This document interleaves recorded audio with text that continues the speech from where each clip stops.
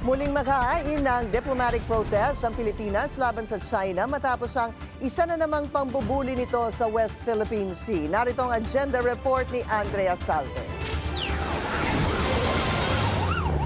Ipoprotesta muli ng Pilipinas ang panibagong insidente ng pambabangga at pangwawater cannon ng mga barko ng China sa mga barko ng Pilipinas. Ito ang kinumpirma ng Foreign Affairs Department na muling binigyang diin ang pagkondena ng National Maritime Council sa insidente na naganap pasado alas 8 ng umaga nitong linggo sa karagatan ng Pag-asa Island.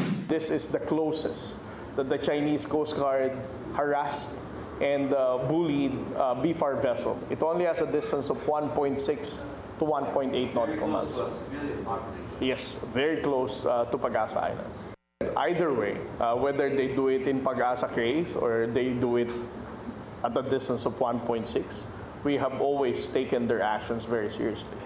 6 na BFAR vessels ang nasa Pag-asa Island kahapon para protektahan ang mga mangingisdang Pilipino sa ilalim ng kadiwa para sa bagong bayaning mangingisda program. 5 Chinese Coast Guard vessels naman ang namonitor ng PCG. Naroon din ang higit 15 Chinese Maritime Militia vessels at isang People's Liberation Army warship. Giit ng CCG, iligal ang paglalayag ng mga barko ng Pilipinas na agad namang pinalagan ng PCG.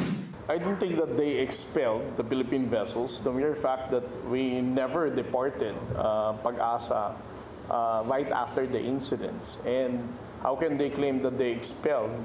As I said, the presence of the Coast Guard, the Armed Forces of the Philippines remain to be in Pag-asa.